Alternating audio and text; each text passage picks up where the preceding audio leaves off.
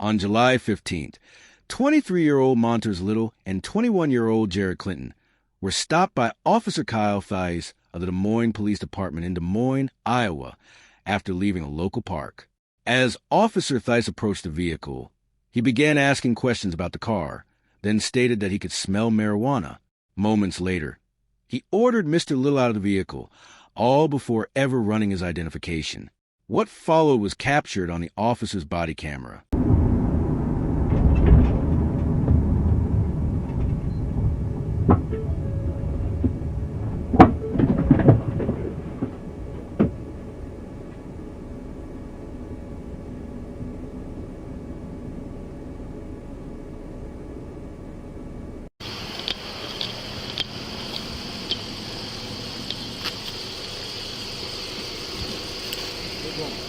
What's going on, guys?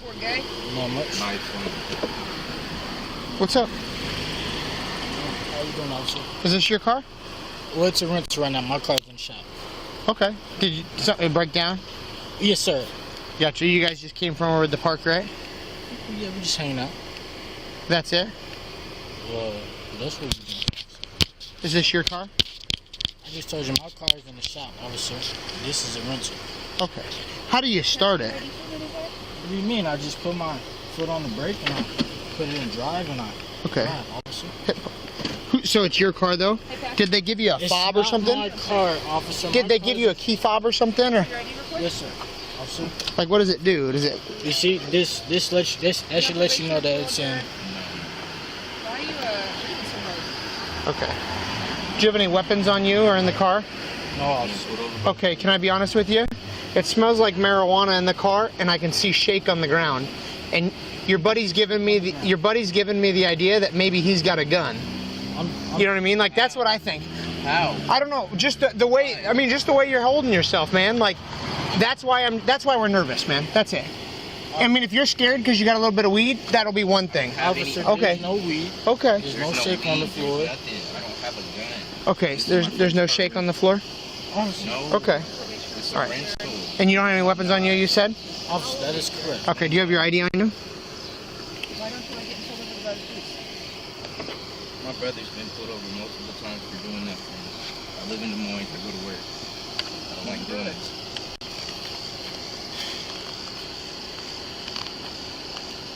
Okay. You don't got no weapons on you? Officer, no, sir. Go ahead and step out, Montre. Actually, I did. Yep, I just told you why. 3 times. Do you want me to recap again? Officer, look, my hands is up. Yep, your hands are up, and now I'm asking you to step out of the car. I gave you my ID. You gave me your ID. Go run it. Yep, I don't want to. I'm not walking away from this car. Let's take a closer look at what unfolded in those first 2 minutes. Because Officer Theis moved quickly, packing several conclusions into a very short span.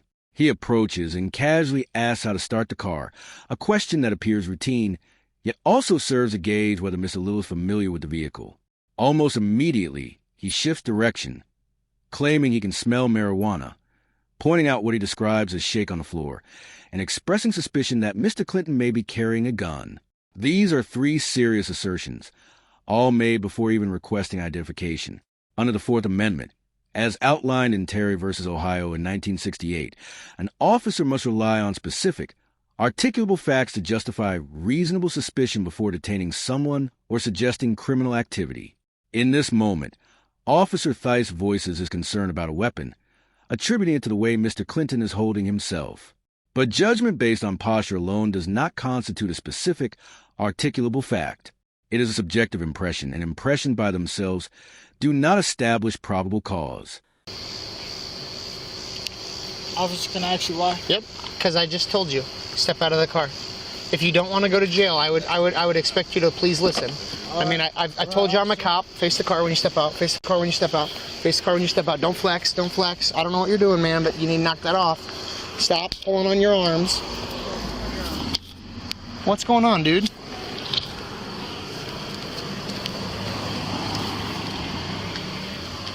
Where are you trying to? What are you doing, dude?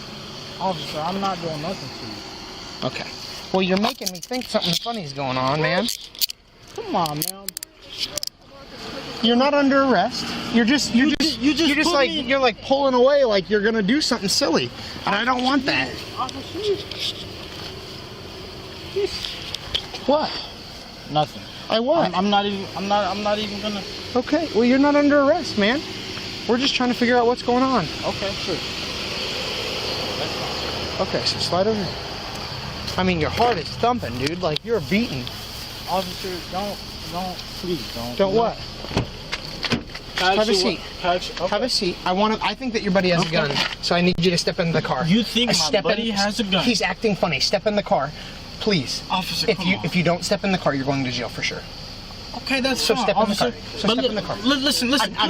I'm done listening. I just told you I think that your buddy has a gun. Now knock it off.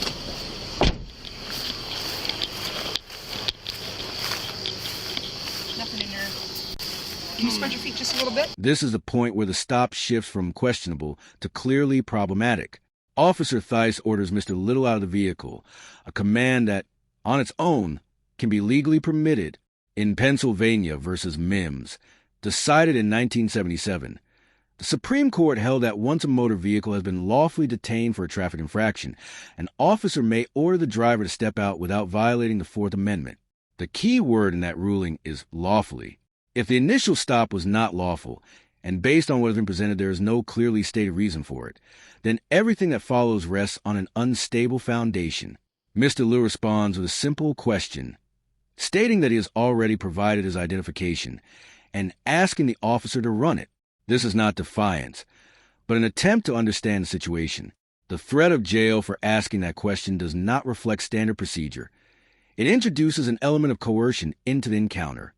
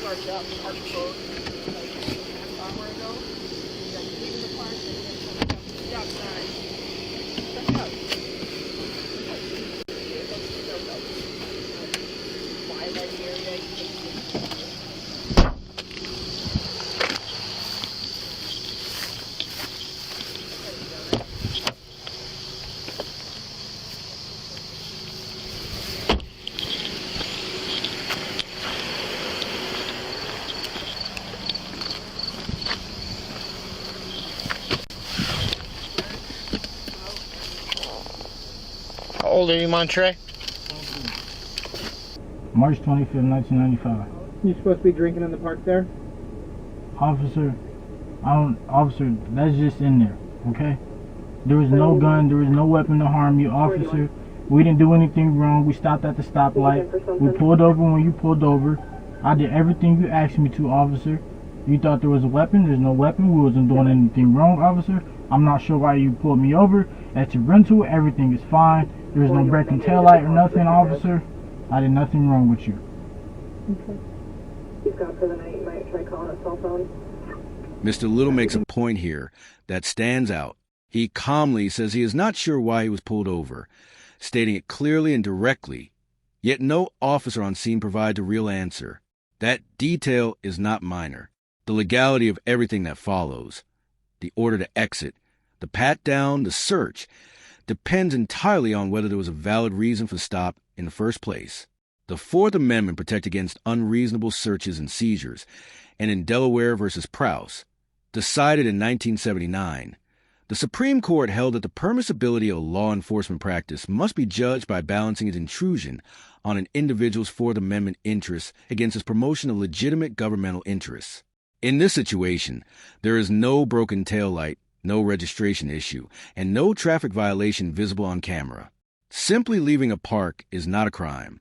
At this stage, the government side of that balance carries very little weight. How's your day going, officer? I'm good, brother. That's good, man. If I take them handcuffs off you, can you dump out that bottle of alcohol for me? I could do it anytime, officer. Is that good? Yeah, of course it You is. good? We straight? Okay. So here's the deal. Like, you and I know.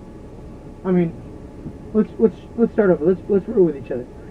Did I make anything up when I said the car smelled like marijuana? Yeah, a little bit. Hold on. Because there's nobody smoking in the car. Is there marijuana shake on the floor of the car? Officer, that was cigarette ash, okay? You didn't find no marijuana. I'm not charging you with marijuana. But here's what. If you want me to be real with you, like, I want you to be real with me for a second. Like, did I make that up? You know what I mean? Did I make it up? I believe so, officer. Okay, so you want me to just write you the ticket for the stuff that I have to write you tickets for? If you think that I'm lying, like, then we'll go to court and we'll talk about it then. Okay. Or do you want to just be real with me and I'll be real with you? Wow, officer. Right? I would like to pull out my alcoholic reaction to officer. You didn't find anything. We wasn't doing anything, officer. Okay. So you're not going to admit that you maybe were around people smoking or something like that? Officer. Were you around anybody smoking? Cigarettes. That's it. Officer, there's no weed shake on the floor, officer.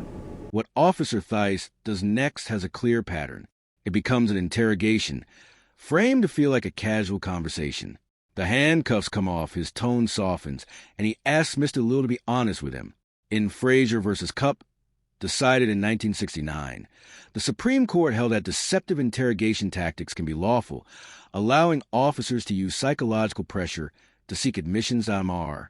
Little does not take the bait. He does not agree with the claim about marijuana, and he does not place himself around anyone who was smoking. Instead, he responds directly, saying he believed the claim was made up and that nothing was found. The Fifth Amendment protects the right to remain silent and to avoid answering questions that could be self-incriminating.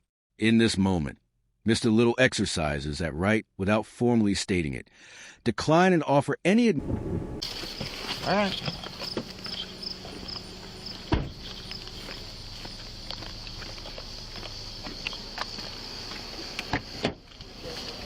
Step out. Face the car.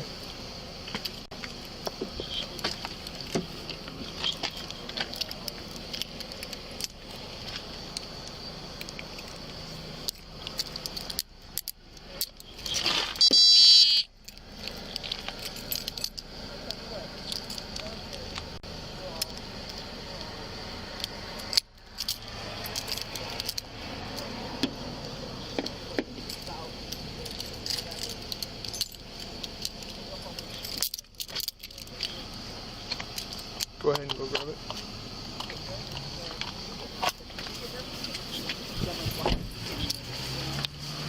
So just try not to be nervous, and then it won't make us nervous. Okay? Usually when we see that, with somebody sitting there like that, like there's a gun, right? Where you know what I mean? Like, I'm telling you, like, that's what happens. Okay. That's the only reason that happened, is because, like, you were just making it seem like something crazy is going on when it could have just been something little as that, or like a bag or something. Like, we jump automatically to what? Yeah, I already know. Do you have any questions? No. Have a great night. All right, thank you guys. After everything, the stop with no stated reason, the claim of marijuana, the accusation of a weapon, the order to exit, the search, the handcuffs, and the attempted interrogation, Officer Theis ultimately allows him to pour out a beer and walk away. No arrest, no citation, nothing resulting from the stop itself. That outcome speaks for itself. In Illinois versus Cabal, decided in 2005, the Supreme Court reaffirmed that a lawful traffic stop can become unlawful if it is extended beyond what is reasonably necessary to address its original purpose. Here, there was no clearly stated reason to begin with. Every step taken that afternoon, the detention, the search, the use of handcuffs, rests on a basis the officer never clearly articulated when asked. From the moment he approached the vehicle, his actions appear grounded in inference and assumption rather than specific, articulable facts.